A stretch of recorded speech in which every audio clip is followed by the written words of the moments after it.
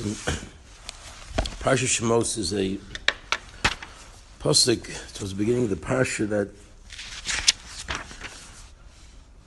I heard from my Rebbe in the name of his father, David Leibowitz Zatzal, that really speaks to the whole essence of how we're supposed to, what our perspective needs to be in terms of Avodas Hashem.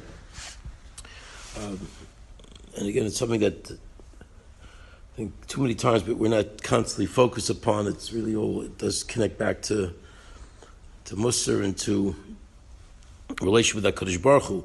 But the pasuk that he's referring to is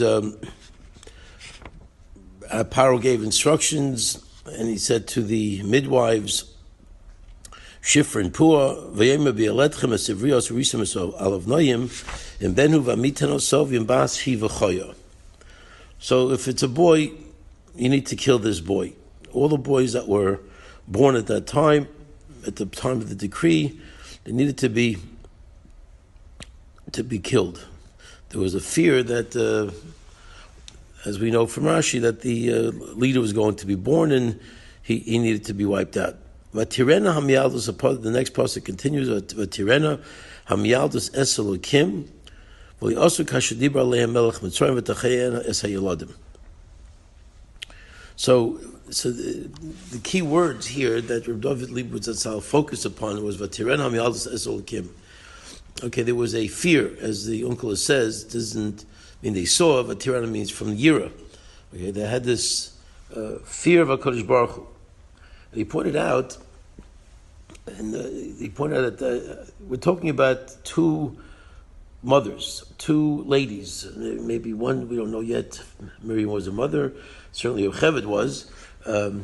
Miriam, probably not at this point. But the point is, but these were two ladies, two women who had incredible natural empathy and compassion and love.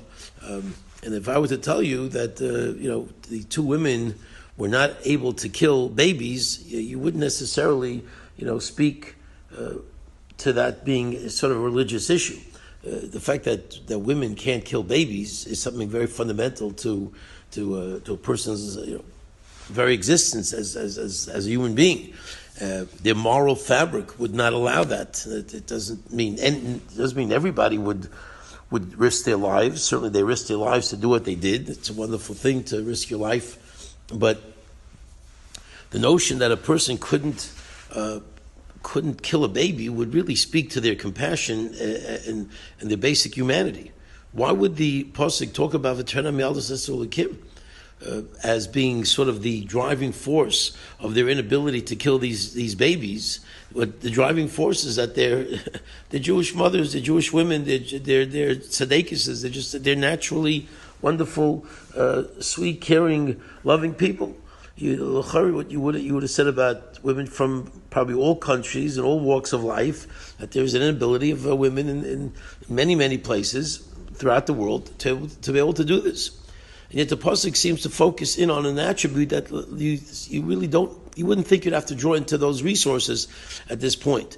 You're drawn to resources when it's something that really relates to sort of like a religious issue.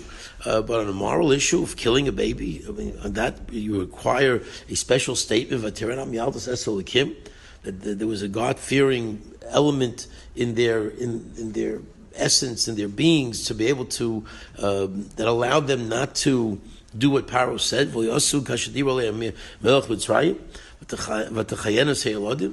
what's exactly the point? And the answer that he gave and the point that he made, which is really so important and so critical, is that really this is something I guess we sort of live with and we see as the years unfold and as different societies try to do what they think is right in terms of dealing with their countries and their people and the world, is that when it comes to morality is extremely subjective, and the minute that becomes sort of the fabric of our frame of thought and our reference of how we do things, that's a very dangerous place to be. It's not a place where a Jew really should allow themselves to go.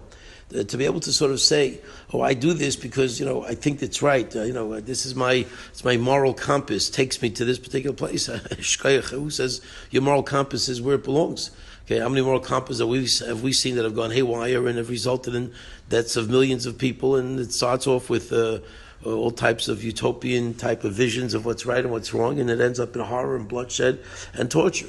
For a Jew, there's no such framework like that, and too often we allow those sort of, sometimes if we don't see a conflict, where our motivation becomes more the morality, more our natural personalities, as opposed to that the root is not based in a God-fearing perspective, in an understanding of this is what HaKadosh Baruch Hu wants me to do.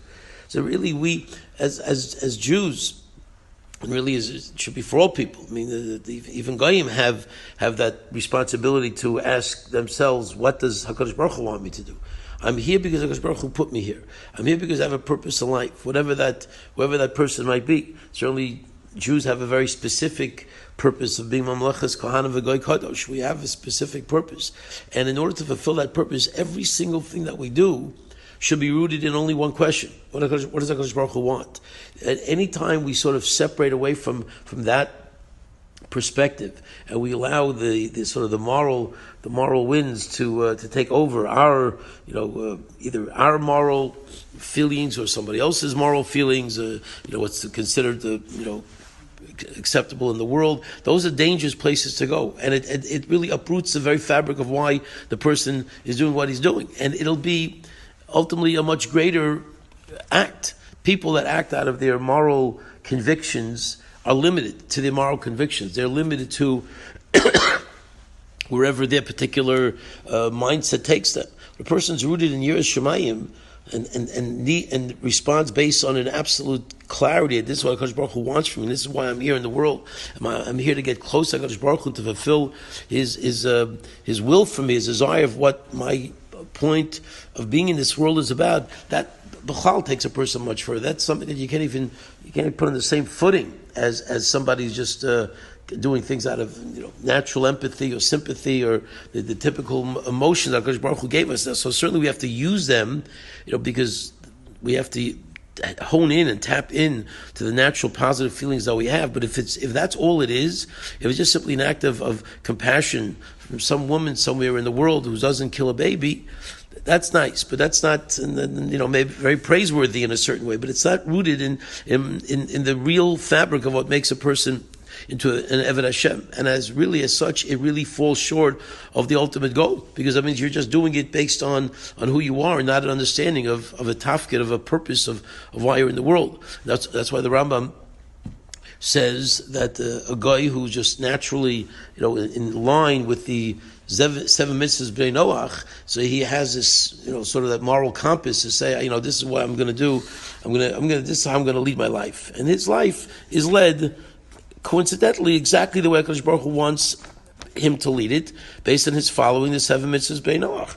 Says the Rambam, that guy has not fulfilled the Zayin mitzvos. That's not what HaKadosh Baruch Hu wanted. He doesn't want us going after our natural feelings that this is what's consistent with the world, the world, what's going to make the world a better place. Okay, we've got all the 1,000 things of what's going to make the world a better place. You get, everywhere you go, you get different attitudes, and then the 99% of them are sheker. So there's only one way to know that this is going to take us to where we need to get to, and that's when it's rooted in Yiras Elokim. So even on the most fundamental levels, for us to sort of rechannel our thinking, things that we would do naturally, but when we do them because HaKadosh Baruch Hu wants me to do them, because HaKadosh Baruch Hu, this is who I am. I'm a Jew. I need to fulfill my purpose. I need to develop a deeper understanding of what HaKadosh Baruch Hu wants from me. If that fuels everything that we do, that raises our ultimate level and allows us to reach the places where we need to go spiritually. So it's a very insightful and very important concept in terms of how we should approach our lives, that even things that we naturally would do, if we rechannel them into Vatirena Elokim, fearing HaKadosh Baruch Hu, will elevate everything, and Bez Hashem allow us to go.